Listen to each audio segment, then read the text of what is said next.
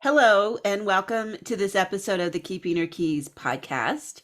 Today, I am so happy to be joined by some very special guests. First, I'm going to introduce to the podcast Neesheta, who is the Covina Moves educator. She teaches our movement classes, which are dance classes that incorporate spiritual and magical aspects set to a song that is related to the current study focus. So it's a really complex, layered sort of movement class that she puts together every month in Covina. And you'll also see her with me at Camp Hecate in Michigan this summer. So I hope you all can join us for in Michigan on the July long weekend. Uh, so I feel like although it's Neesheta's first time on the pod, Neesheta and I are like the co-hosts welcoming our guests into the podcast, into the Keeping Her Keys world. So we are joined by these amazing witches from the Witches Working Out podcast, JenOsha and Lauren. And how this all came to be is that a few months ago, they sent me an email asking if it was okay to use one of my meditations in their work. And I said, sure. But I had that moment where there was like that little ping, and you know what I mean? Like you feel like, there's something here. And so I asked Neesheta if she might be interested in doing a podcast with the two of them. We listened to, I think you had your first episode, and then we were like, yeah, these two are really interesting. And we are 100% aligned with their mission of helping witches to become more embodied, become physically stronger, and to feel more at home in their corporeal selves. As witches, of course, we often tend to naturally gravitate towards the liminal, the etheric, what is not physical. And yet, we are in physical bodies connected to our physical selves. So that's why I wanted to have them on to just explore all of this in a really great conversation. So thank you so much for joining me and Neesheta. Thank you so much for having us. That was good. Syncing up, like synchronized swimming or something. Right? Thank you as well. Okay, so we've been meeting for a little bit, as we always do with the podcast. I like us to kind of come together and have a chat so we can see where the conversation flows. And one of the really interesting things that the two of you said in our meeting was just about the whole idea of like being in your body. And, I think when this is a huge topic, I know for a lot of my listeners and my students, like the experience of being in your body because of trauma, because of chronic illness, that can be really difficult just to like be in our bodies. So it's like we're not even ready to like put on our shoes or put in our AirPods or do whatever because we dissociate from our bodies. Mm-hmm. And I think that's kind of like, for me, that's like the big thing I'd like us just to spend some time talking about is like, how do the two of you like get yourself back in your body?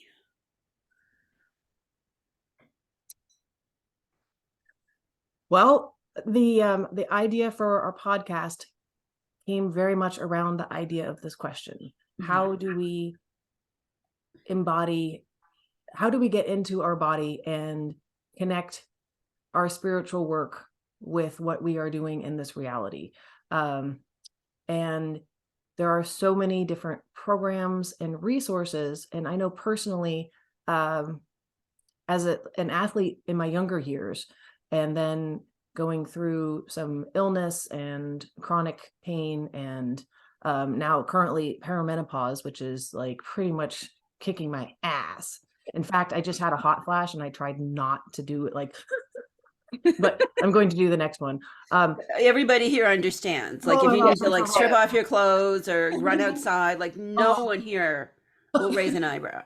But, trying, working to move my body in ways that brought me to greater wellness and wholeness with a body that was not working the way it used to, and my digestive tract that is not doing what it used to, and my sleep schedule which is not doing what it's used to. And I felt like combining that with what I was learning through our witchy work, that brought the greatest feeling of wellness and like kind of like hopefulness too, honestly, for me. Oh, I love that you landed on hopefulness, Mhm. because for me, ultimately, like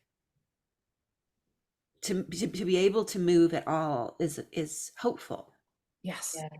right? Like there is hope, whether, you can do a little spinning in your chair, or, you can hike mountains, whatever it is you can do, there's that hope and that feeling of connecting to the deeper world and our witchiness, and finding all of those layers when we're out there moving and grooving, in Neesheta's case, because Neesheta, of course, is an accomplished dance instructor and studio owner.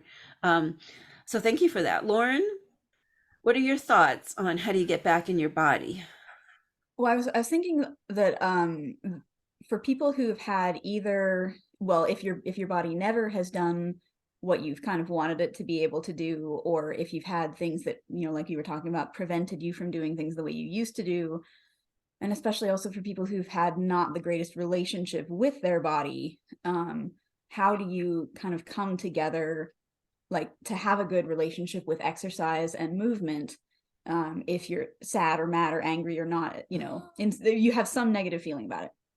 But then also from a witchy perspective, that so much of it is about your intuition and your confidence in yourself. And if you don't feel confident in your physical self, then it's going to affect the rest of it. I mean, it's a very psychological thing. So how do you get to a point of feeling like powerful and well, and like you like where you are physically as well as mentally and spiritually? Mhm. And so all of those things, they just go so closely together that you can't have one without the other. And you kind of almost feel like you should be able to, like you feel like, you do a lot of this, your witchy work, your spell work, your whatever you're studying, and then but that's still so closely related to the way that you move yourself. So It's so well said. Yeah, beautiful. So Nishida, I know you have a lot of thoughts, and you and I talk a lot about this, about, like how do we encourage others to move and to get back in their body. And I know you've had a lot of experiences, um, like your personal journey with your body. You've Yeah. been so open and brave in sharing that. And I would just love to hear like where you're at now with like being in your body as a phenomenal dancer and instructor. Thank you. Um, so to share with both of you about my journey too is um I've always had to be extremely active with like autoimmune issues and things like that, to even be in that mindset of like being fit, and all of that. And so just having to always move. And then I grew up in a house where like dancing and music was very big. So I always was moving. And as I got older, I taught a lot of classes, in a classroom, and then also in a studio. And I just knew that that was how I felt like I could help heal people, and then in turn myself too, because I would use it for myself at home.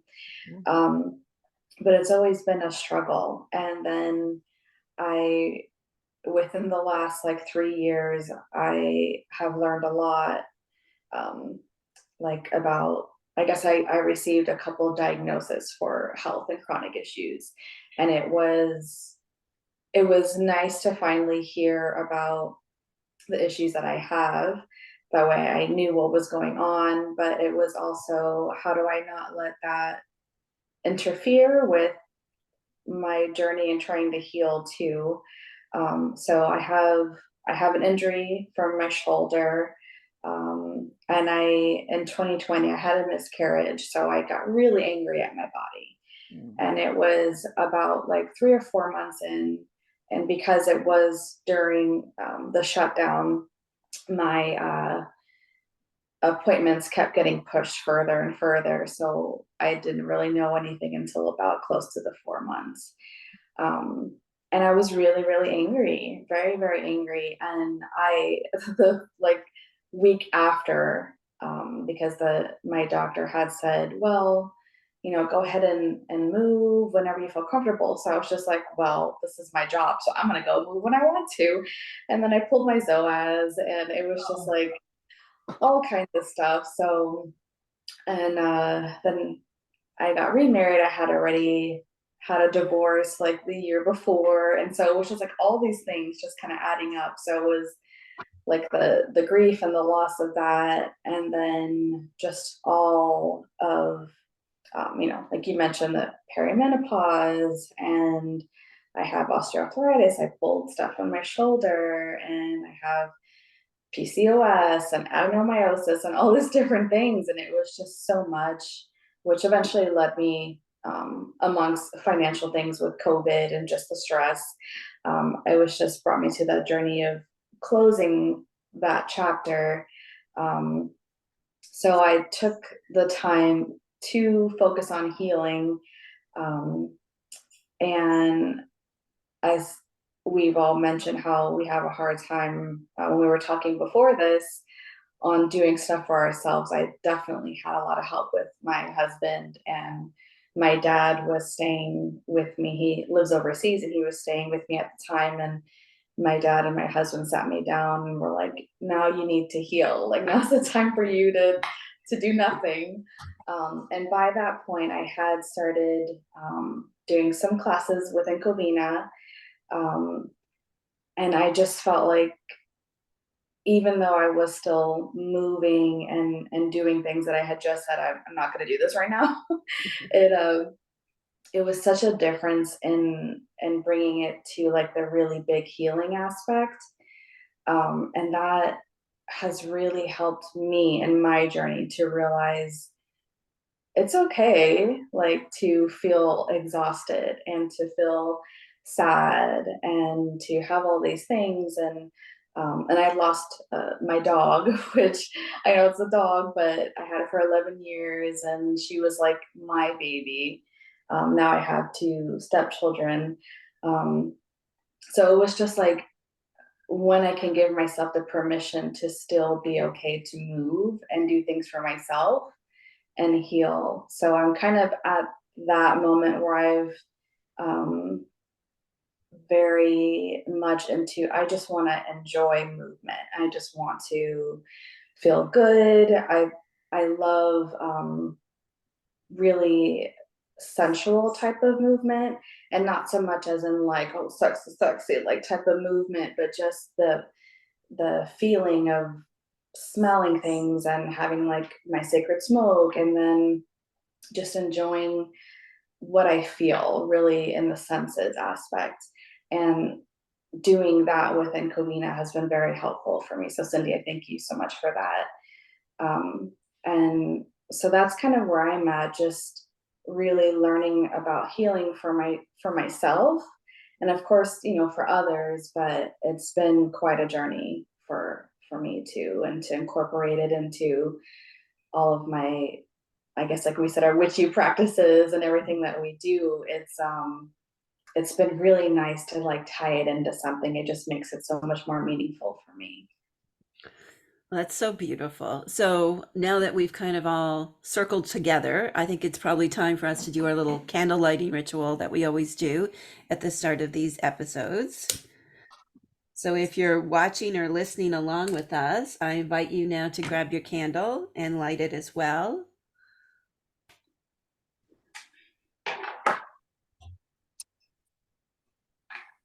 And this is a simple movement. And you can expand this to be more of an embodied practice. Neesheta and I have been teaching different ways of doing this, but the simple movement is in your left hand.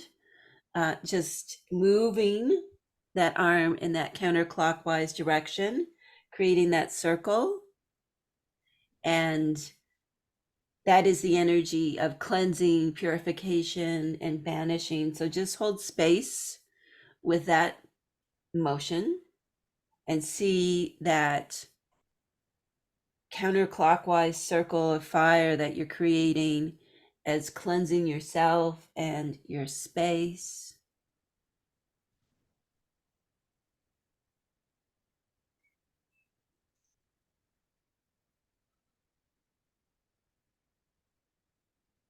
And now you can switch your candle. And if you don't have a candle, just do your work with your hands. And now let's cast that circle clockwise, bringing in the energy of protection and connection to all of us here, all four of us, connection to your own body. Just really focus on that motion of your arm, however you're able to do it.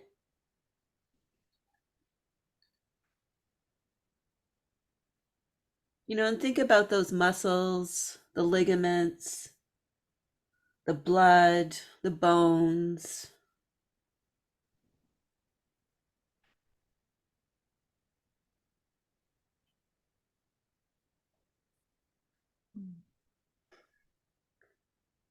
Think about the breath that makes it all possible. And for our invocation today, I invite you all just to take that moment of reconnection. You can close your eyes or soften the gaze into the candle.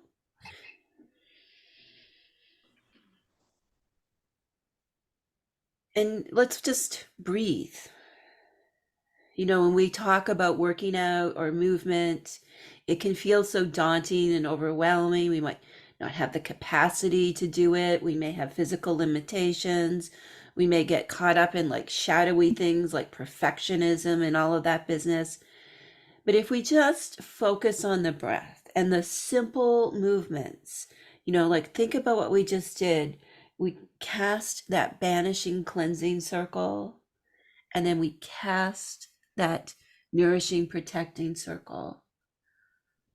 And just breathe here and just let your body be known to yourself for a moment.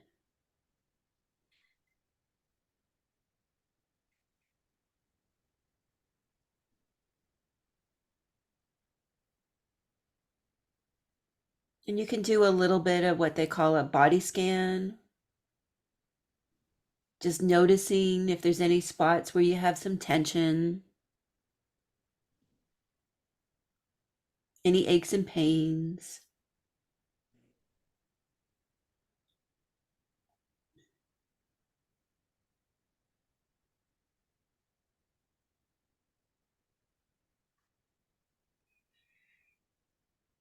And noticing the pieces of your physical self that are in that place of equanimity, that have no aches or pains, that aren't placing any demands on you at the moment.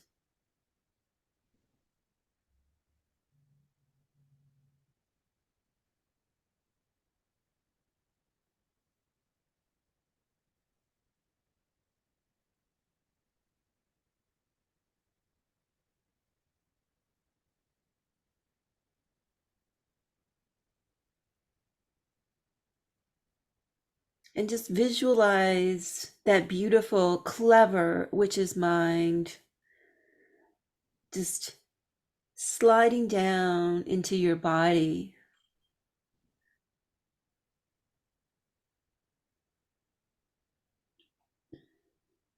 Not projecting outwards into the world, but turning the gaze down to this beautiful, incredible, miraculous, whatever state it's in, physical home that our souls are connected with.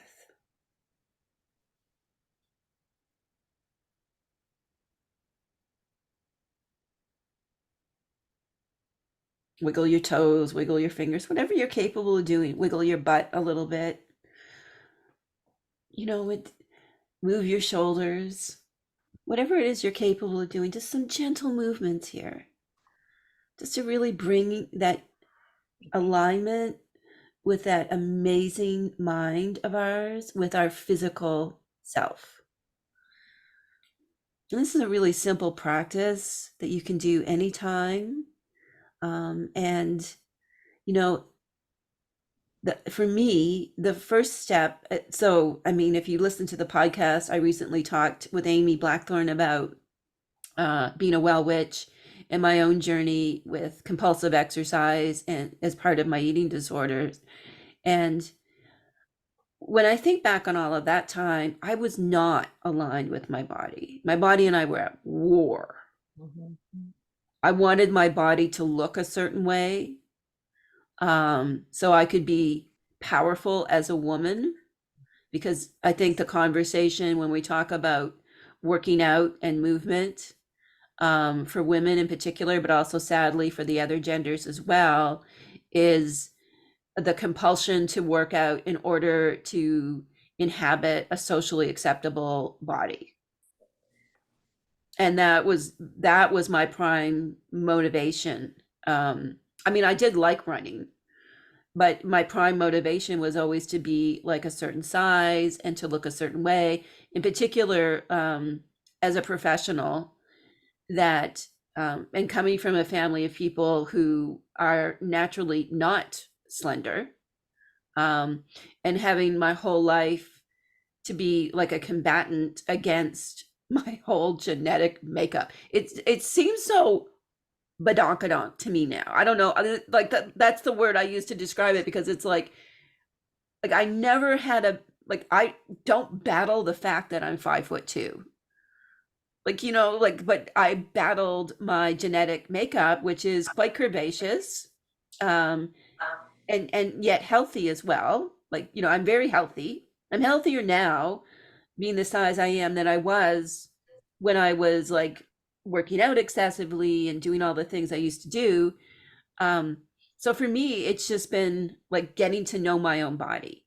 And for me, as someone who has a lot of chronic pain, that noticing the parts of my body that aren't in pain has been a really powerful practice for me, because we naturally, when the pain signal goes, all of our energy goes pain, pain, pain, pain. We need to deal with it. But with chronic pain, it's not like we got bit by a bug. It's probably not going anywhere. We can make it better, but it's probably going to still be with us. So noticing the good is always a practice I think is really important, when we go into working out or moving, whatever we're calling it. I like to call it just moving, because working out, I love that you call the podcast that. So I'm curious, why did you decide to call it Witches Working Out? Yeah, I want to know too. So we our episodes are split into kind of a discussion segment and then a workout. And so we talked about our witchy work and our physical movement. And so it's our inner work and our working out. Yeah. And So witches work in, and then witches work out. Yes. We're just working. Yeah. We're working in and out. Yeah. I love that so much. And then the idea also that so the first part you could listen to while you're driving or doing whatever it is that you're doing. Mhm. And then there'd be something simple to either learn if you're just starting, or to practice, because I love, it's really nice to learn all the different ways people do things. And then your workout is movement while you practice what we shared in the first part. So it's all these little steps forwards, and makes it, I feel very easy to show up, and to learn something, to be encouraged to move your body in, ways that are achievable, and also, entertained by our dark humor. Mhm. Right? Like a motivation, or not a motivation, a meditation type of a thing. You think about a lot of times when you especially read about meditation, it's sit in a comfortable position, and you're going to surround yourself with your candles, and For me, that's always been rather difficult. I've really more resonated with walking meditations. And so that was kind of the thing. Like, you can absolutely, any repetitive movement can get you into that kind of zoned out space where you can meditate. And so, especially if you have trouble sitting, or you sit all the time and you don't want to be sitting, you can do a movement of your choice, whatever works for you physically, while you're doing the workout portion of it. Yeah, and this like breakthrough happened while I was listening to your shielding episode. Oh, that's really interesting. So that is, I think I called it the Presidium shielding, and I think the technique is in entering Hecate's cave as well. And that kind of grew out of something that I've been teaching for quite a few years, which I call like Hecatean shielding. So it's just like, but there is that element of moving in it.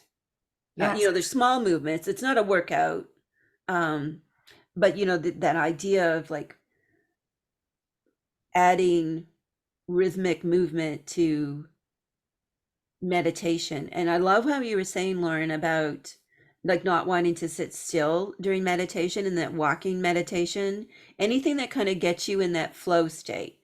And I think for me, when I used to be such a like exercise junkie or addict, that like the flow state was where I needed to get to that state, like, so I really crave that intense workout feeling, to get to that flow state where I couldn't think of anything else because I was in flow. So, I mean, and that's all that meditation is, if we're doing it from a healthy perspective, to get into flow so we can connect to Hecate or our allies or our own unconscious, whatever it is we're trying to do to get into that flow state. Certainly meditation or exercise, repetitive exercise. I do this funny thing. Neesheta knows I do this. So I had a really rough year physically last year with the spider bite and with the COVID and other things. And so trying to get back to any kind of like disciplined practice. I mean, there was a good 3 months that I couldn't do anything. And so I eased myself back into doing like my squats and leg lifts, like just every day, just doing that, because I have lipedema in my legs, so my legs can get very inflamed if I don't move them to whatever I can. So I've incorporated, I call like it's like my nighttime ritual, private ritual, involving Hecate and my spirit guides and so on. Like I do my squats and my leg lifts and my leg kicks as part of that now. So I stand in front of my private altar, and because, like now I don't need to hold on to things, but at first, because I was so weak from having been so ill, I had to like hold on the front of the altar and do my squats.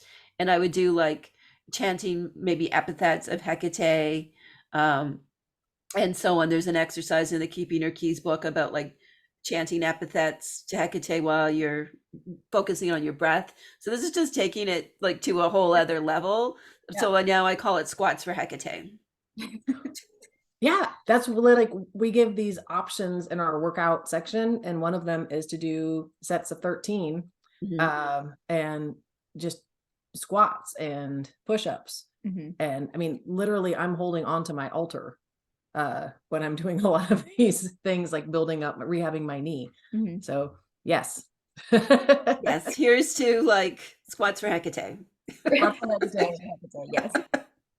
Or just like I'd realized that I usually end up going to the gym, at least before we started doing this, with teenagers. And I come from a family of wrestlers, so I have a very intense family, all pretty much also boys, lots of boys, and wrestling and throwing each other around, and so I would go to the gym and they're all listening to their like pump up music, they're like Yes. I just couldn't do it. So that was when I started listening to meditations, and I realized that I've been doing that since April of last year.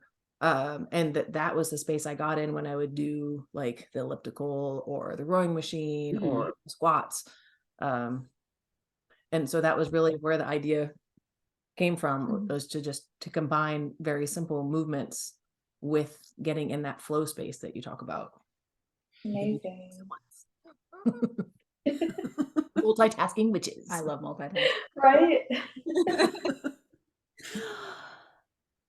So, like for me, like I said, for me, this is a super personal topic. So if I'm like having like a pause attack where I'm just kind of thinking like, yeah, that's right. Like the meditation music and the curtain music. I listen to that so much. So you're right. Like I love that kind of music for working out. And going to the gym really fascinates me. So I moved to the country several years ago. And so I was always like a gym goer. I was a hot yoga studio gal. I was all these things when we lived in suburbia. So we moved to the country. And I tried for a while to drive like the hour to the yoga studio or the gym. And then I was like, fuck that. Right. Like you live in a completely beautiful place. Just go outside, Cindy. Yeah. And do your squats at your altar and, do your yoga on your own. But I'm curious, like, I'm trying to imagine, like, if you're at the gym and you've got your, whether it's like meditation music or if you're like me and you really like anything Sanskrit chanting just floats my boat. Or if you're listening to like a Wendy Rule or, some kind of more witchy artist and you're in the gym doing that. I'm just curious about like, how do you navigate being in that kind of public space that might not be super friendly to all of your witchy awesomeness with your practice? Like, how do you marry those two things?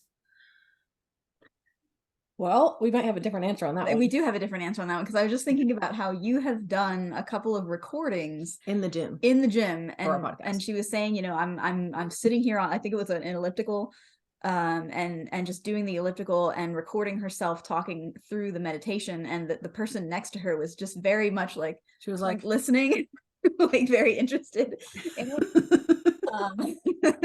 So that was good. I don't say anything, like I just like, I probably have the most like resting witch face ever at the gym because I don't speak, I don't want to, I have no interaction with people, and I just kind of like I zone into it. I'm a very recent gym goer. I grew up in the country, and there was nothing in particular for at least 30 miles in every direction.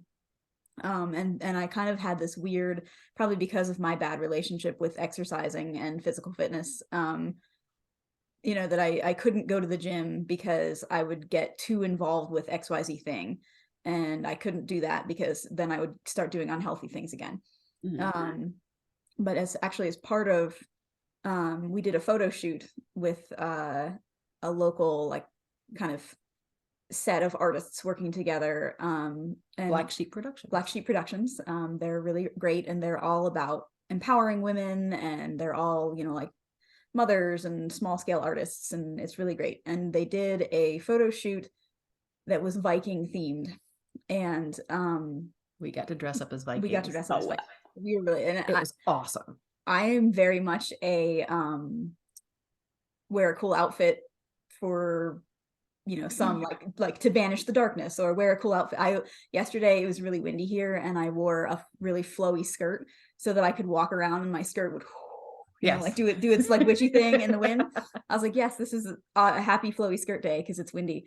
So I was really excited about it, and we went, oh man, we need to like get in shape and do like better in shape, whatever, we're going to be in a photo shoot. This is cool. We got to wear these cool outfits. And so that was what made me go to the gym, was being a Viking in this photo shoot.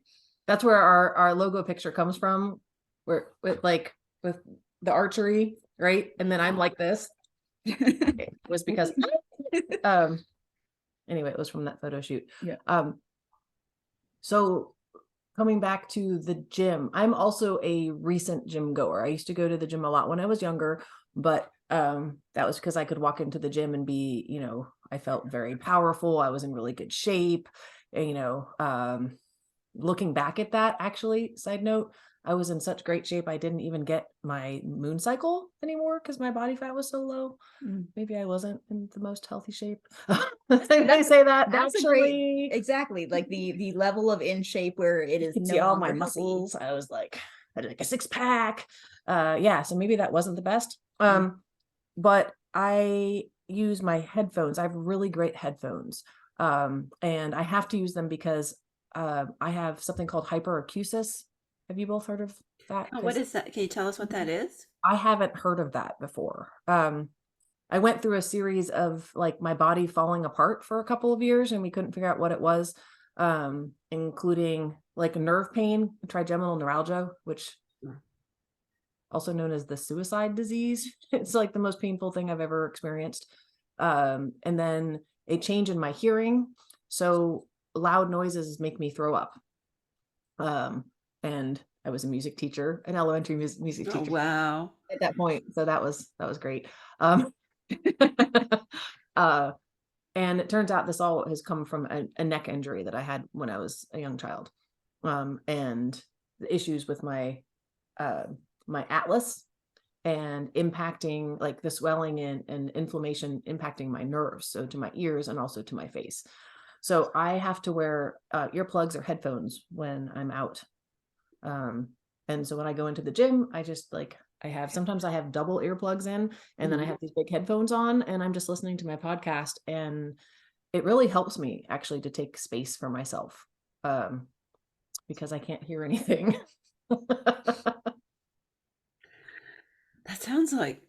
This just sounds like that was so much, but are you relatively like healthy now as long as you're doing the things you need to do? It made me have boundaries, right? And I really struggled with boundaries. And I have boundaries around like things that cause me intense pain because, I couldn't be like, oh, I'll be fine. I can handle that. It'll be okay, because I couldn't. It would make me like throw up in front of my students, or like the pain in my face was so bad I couldn't leave my house. So as I've worked through this journey of healing, I now have much better boundaries. And I'm not in face pain these days. My ears, I still have the thing with my ears, but it also gives me such a great appreciation, like to be able to go out in the world and be around children and people and all the things I love, because I couldn't do it when I had this nerve pain. That's thank you for sharing that with us. But something that's kind of coming through for me is this whole idea of like going to the gym for many of us is an act of boldness. It is. I felt that way. Like we have to be bold enough to go into the gym with our imperfect bodies, because we all have imperfect bodies. But there's also like the whole gym culture thing, and feeling like I always, like when I went to the gym, I always felt like people were looking at me and judging me negatively, no matter what size I was. And I think can also be, I did an episode a few years ago where I talked about like being the witch in the room and, like navigating who kind of gets to know that you're a witch. But there's also, it's almost like I'm imagining you standing on the elliptical being witchy. And so I feel like you're being like doubly audacious because you're at the gym, which is an act of bravery. And then you're claiming you're taking up space like as a witch at the gym. So there is just levels of boldness going on the elliptical machine. So I just wanted to take a minute to applaud the two of you for doing that. Thank you. Something that's really, I think about that a lot. And maybe with the, kind of like focusing my thing at the gym. It was like a meme or something I saw, and it said, like, I don't want to be beautiful. I want to be otherworldly and vaguely threatening. Yes. And that's so much like, that's me as a witch, like that. I'm so I kind of maybe project that at the gym. Like that's maybe my, like, leave me alone. You don't want to interact with that, or try me, or I don't know, something like that. That's kind of my my energy when I go in there. Maybe a little bit intimidating. Yeah.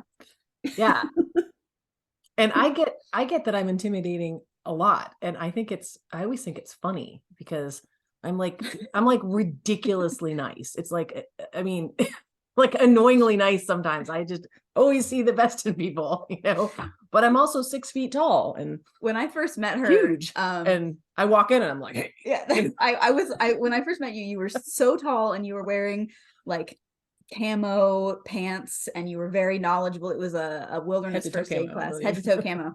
I usually have head to and I toe went- camo on. I went, ooh, man, this person is very intense. And then I spent approximately 30 minutes in your presence and went, oh, okay, it's fine.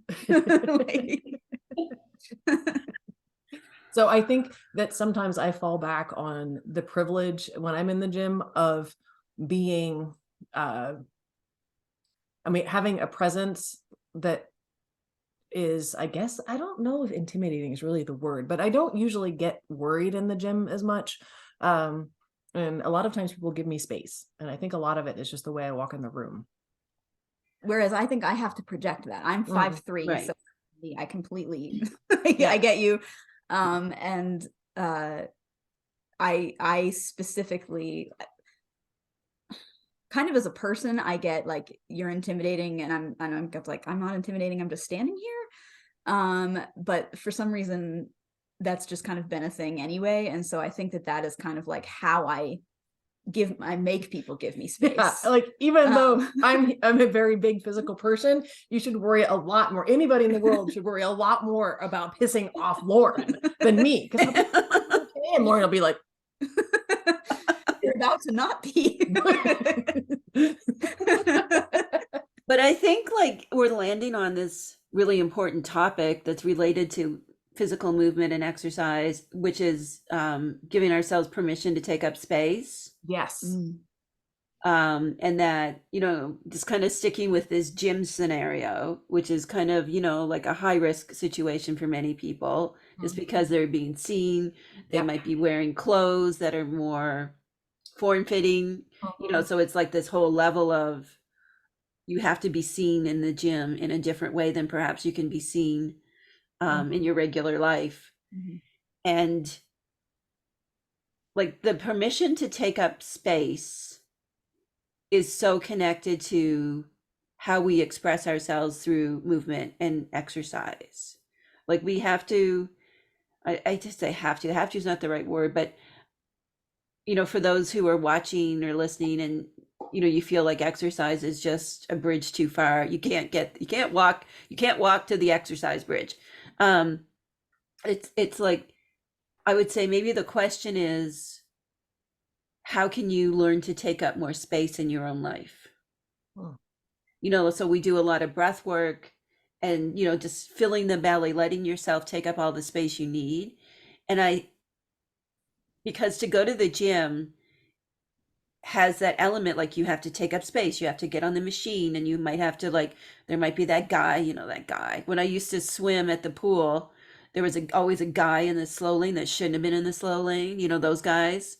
And I don't mean guy as in man, I mean just, that person who is harsh in your space buzz. And how challenging I think that is for a lot of us to just take up the space in the gym, take up the space on the dance floor. And Neesheta, like you dance so beautifully, and I watch you dance, you just take up all the space. You're like on the pole, on the floor, you're doing this, you're doing that. And so do you have any thoughts on like how you give yourself permission to take up space? A lot of thoughts. Trying to organize. So it started when, and I agree with I used to tell my students, when I had the studio, like the hardest part is walking through the door. That is the part, working yourself up, and especially going to a studio where there's pole dancing, and now it's a lot more mainstream, thankfully. But when I started, it was like the beginning of pole dancing as far as fitness. And you walk in there expecting to like be surrounded by like these gorgeous strippers or something. You walk in, you're like, okay, I have a regular day job and I'm not going to be sexy or anything and fit to these girls.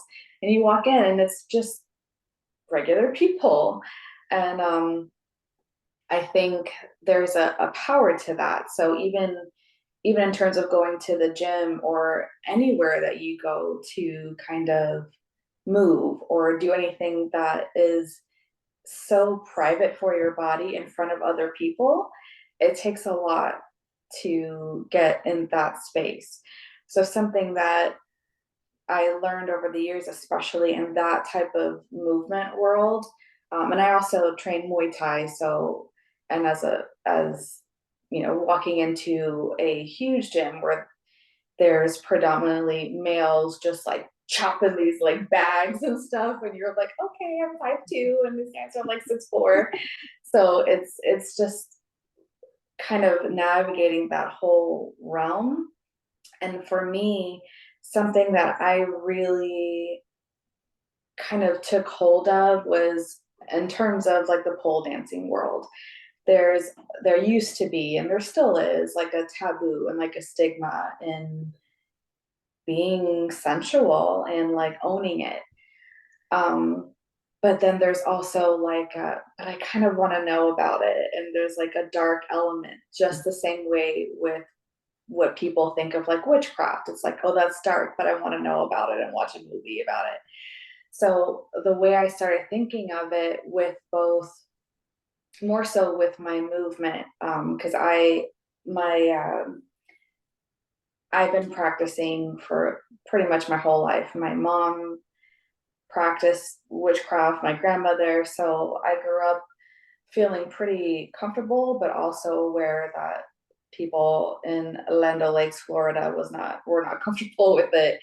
But so it kind of helped me be confident with that as well, but more so talking about the movement, I started seeing as I'm able to walk this liminal space, right? Like this light space that is happy and bright and moving, and I feel so good.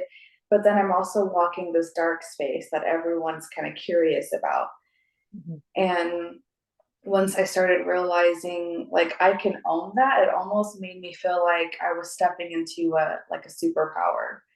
Mm. That it was not that I'm like, oh, I'm better and I could do light and dark things and I'm, you know, whatever, but it made me not like worry so much about what other people thought um, was going on in my life, because I felt so comfortable in having the light and the dark that I really enjoy and it serves me well. It's not hurting anyone else. Um, so yeah, I just kind of see what both of you are doing as there's this like, you know, gym culture, but then you're bringing into like this witchiness to it. It's almost the same kind of two different things, like that light and the dark. And so when you go into those places, and um, I've had students as well that are terrified of me, or people that have known me outside of that environment are like, oh, she's so friendly. And then when they go in the class, they're like, oh my gosh, she's terrifying.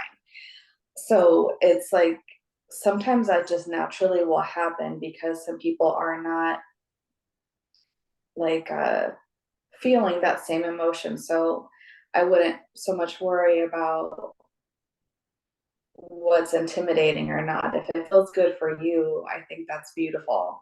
And I think that's what you're helping other people to feel, that it's okay to feel those feelings. Right, to be yourself and and to engage in a public space like in a way that is most comfortable for you. Like you said, it's not hurting anyone, whether Mhm. or not like how we dress or the music we listen to, or if we, I don't know, bring our crystals to the elliptical machine, or whatever it is we might do at the gym or in a public exercise space that might kind of be make us a little bit unique compared to the mainstream, but you're not hurting anyone. And Yeah. I think this also kind of raises for me this idea of many of us are really empathic and can pick up on the energetic signatures of other people. And that when we are like in exercising in a public space, like we already talked about that shielding meditation, which I highly recommend if you are exercising with others or in a public space. If you find that exercise like this for you is really daunting because you are getting all this information about other people while you're on the treadmill. While you're on the, you know what I mean? Like you're like, oh, well, Bill is cheating on his wife. And I don't know, does this ever happen to any of the three of you? Like while you're All the time. okay. My life. Yeah. All of the time. Yeah. It's hard. It's like you mentioned, the shielding exercise. It's like creating that sacred space around you wherever you're going, so that way you can do the thing that you want to do that day. Right. And you're not getting information overload because you're Yeah. just kind of like picking up pieces of whatever anybody's projecting out into the world. So you don't know that, Susan hasn't paid her mortgage in 4 months or whatever it is. You know what I mean? Like all those pieces of information that I find like I used to pick up at the gym. The headphones were really helpful for me. And then not talking to people, like not getting to know people at the gym was because to just not get into that empathic overload business where I'm taking in a lot of information. And that's why I really love living here and being able just to, go outside and do yoga or go for a walk or, because there isn't that element of a lot of extra energy buzz that impacts my like movement times, if that makes sense to everybody. There's a lot of other things that can impact like our ability to move or our energy, that's like, like having like that wellspring of energy so we can do a workout. There's a lot of things that can impact it. And I think one of the things that's really been kind of sitting with, I guess, all four of us in different ways is how, like, when we're dealing with grief and loss and how that impacts our ability to do movement. And sometimes the grief and the loss is associated with like physical illness or injuries, and like there's that added element. But then there's the whole kind of area that we often go into when we have lost something, a job, a career, a beloved. Then when we've lost someone, and so physically we haven't had that kind of, like, I'm going to just backtrack the whole thing. In kind of mainstream thinking, physically we haven't had an injury. But I think what like the research from trauma and so on like shows us is that we experience like our emotions in the body. We experience grief in the body. Like it's not something that just goes on, I don't know, here in from our eyebrows up. Like it's in our body everywhere. And in our heart, in our root, right? It's in all these, it's in our body. And and I know like all of us have been kind of in this dance with grief for different reasons. So I don't know, Neesheta, I know you've gone through a big grieving process and you're still probably maybe in, I don't know if you're still in, if you feel like you're still grieving. Do you feel like you're still grieving? Oh yeah, I definitely am. And even for things that haven't even happened yet, if that makes any sense, like just the worrying of things because something happened, or yeah, definitely still, I'm still working with that. And Cindy and I had a conversation, I don't remember how long ago it was, but you mentioned the fact that I have gone through some of these things as a way that I could also use it to help other people feel it too, and that really helped me. Because I really enjoy like helping others, but then it made me realize like, okay, I do have the ability to be helpful, so that must mean that I mean something good, like, I have some kind of worth, so it made me feel like good too. um, but there are those moments where I still feel so down, or I'll put on a song and get moving, and then like my playlist will kick on another song that will trigger a grieving like feeling, and then I'm like, oh no, I don't want to do anything anymore.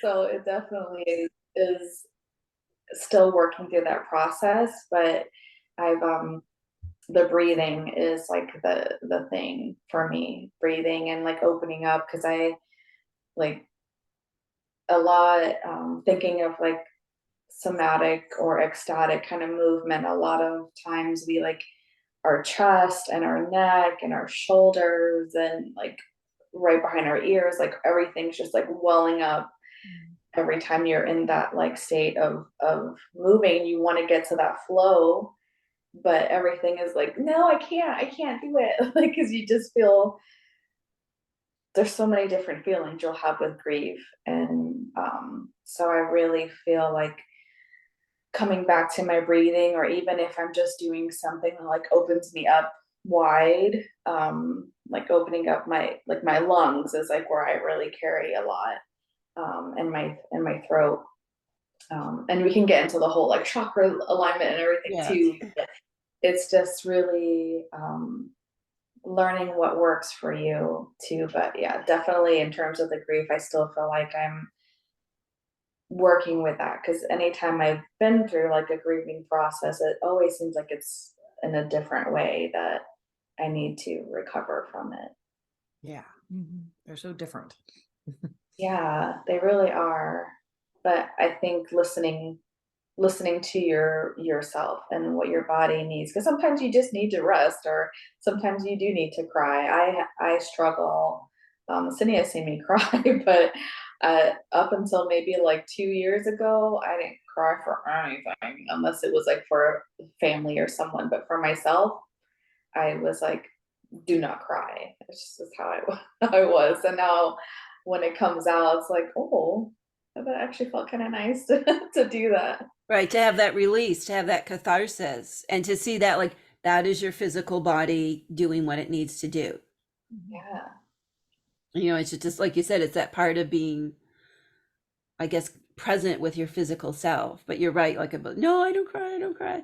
And it's so it's like that's like a little battle that you fight against your physical body and your emotions, Yeah. instead of just saying, well, if I cry, I cry. Like what is the deal? What Yeah. why is this a problem? It's just because it's a natural function of the body. Yeah. I've run into also, when I've lost a loved one, I ran into, I didn't, I thought listening to music or dancing, like dancing for myself, it was too soon.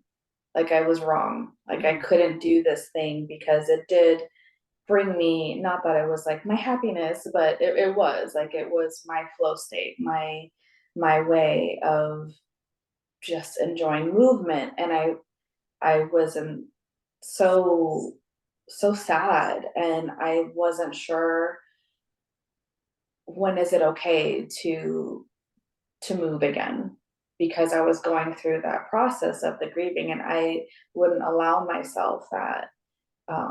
And that was really hard to go through as well. That's really interesting. Like when is like in early days of grieving, like when is it okay to allow yourself to have some joy again? In this space of like, if like for you, dancing brought you joy, or going for a walk or whatever it is that might bring you joy, in terms of like our physical existence. And that's a really interesting point that, you give yourself permission to do that. I hadn't really thought, I'm just like, that's a really good point, Nishita. Yeah. But of course, I'm thinking back to, actual grief periods in my life. And it's like, you're right. Like, it's like there is some kind of, not only do you not feel like it, but there's also like, is this dishonoring the person who passed away? It's really interesting. Yeah. It's almost like an identity, I think, too. Like if you're a grieving person, you shouldn't be a laughing person, or a singing person, or whatever you're doing, Right. because you're sad. I mean, you are sad, of course. I'm not doing the air quotes probably weren't good, but yeah, it almost is kind of like a, is it okay to stop with this persona long enough to do something else? And like, am I diminishing the grief by doing it? That's so true. And am I big enough to be both grieving and joyful? Yeah, because we've been, Lauren and I have both lost a parent in the last year, and I feel like this grief has been a different grief than my previous losses, in that we've been intentionally, well, first of all, showing up for each other, like at the beginning of our podcast where it says, like, for ourselves, for each other, and for you, like, because we won't let each other down. But we'll absolutely let ourselves down. Yeah, Right. or we did in the past, because Yes. not anymore. Yes. We're doing better now. But we're inspired to show up for ourselves, because we will do it for each other. And then once we realize that we're helping other people through our podcast, then that like energizes us. But we have been able to laugh. In fact, it's been very, I think, healing for us in this time with this parent loss. We've been able to laugh this time. I think I just had a breakthrough on this podcast, Neesheta, with something that you just said. So, and I'm totally gonna cry. So it doesn't tell everybody. But I lost my dad in 2003, and I never really grieved him or cried about him.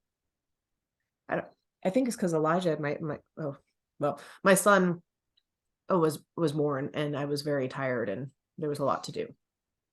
But my dad had a beautiful voice, and we would sing together all the time. And when I went to the hospital, I sang him his favorite song is Edelweiss. And he had a stroke, and he couldn't talk to me anymore. And I had been in bands and being a professional musician for most of my life, and I stopped singing. I stopped playing music, and that's been a long time now. And what you said about giving ourselves like permission to do the thing that we love, I never thought about it like that. It seemed like I'd never grieved officially for my dad, like the way I have been for my mom. But I feel like maybe I just offered up my music to him, in some way, and didn't give myself permission to have it back. And the way you just said that really opened up this understanding that I'm ready to have my music back. I'm ready to sing again. That's phenomenal. Thank you. Thank you for sharing that.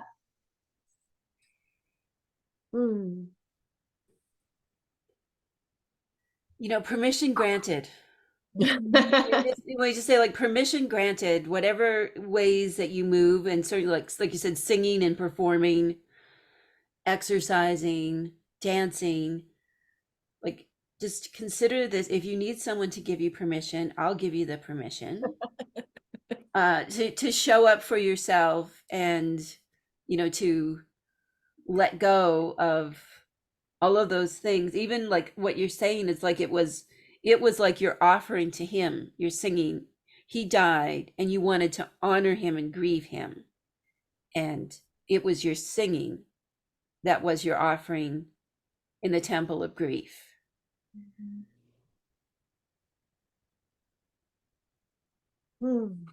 It made me think about how I've been singing quietly, one of your rituals.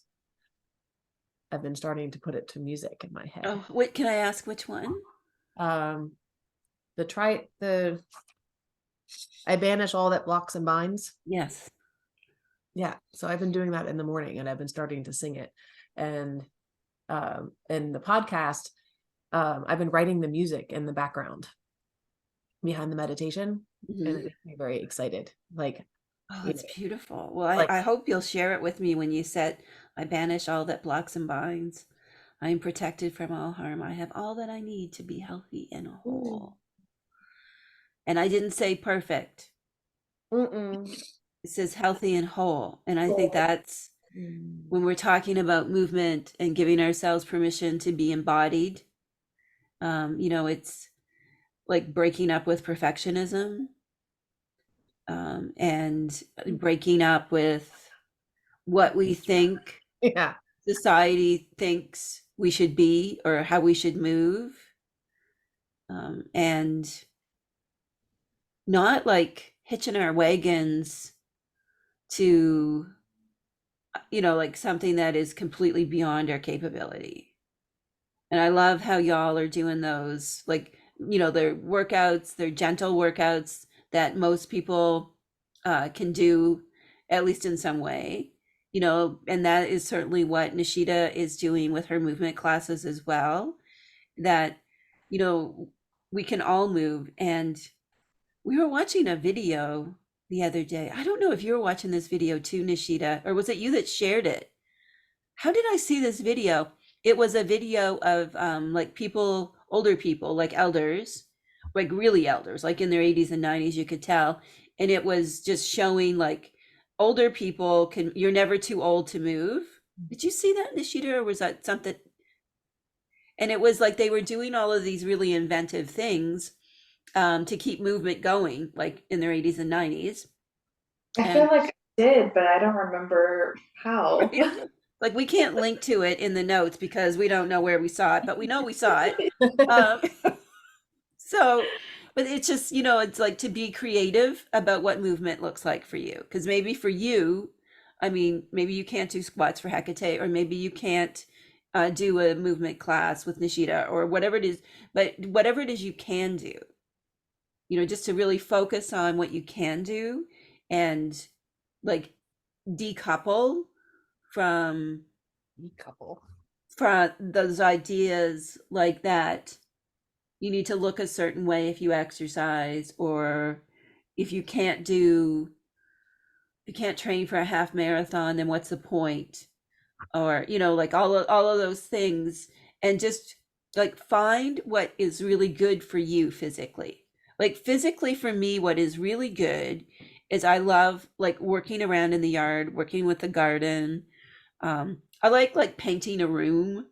I like that kind of physicality. I really enjoy that. I find just going for a walk, I love that. And I love dancing. As Neesheta knows, like I'm a big like AirPods in, dance for 3 minutes, sit back down, get back to work. Like, so I just think like whatever brings you joy, do in your body. And if you can incorporate your witchiness in it, that's really cool. But just be all of you. I think that's what we've been talking about. Like just be all of you and be in your body as well. And bringing that back to, I think something, Lauren, you said at the beginning about intuition and confidence. Mm-hmm. I feel like, why wouldn't we as witches trust our intuition to tell us what movement to do?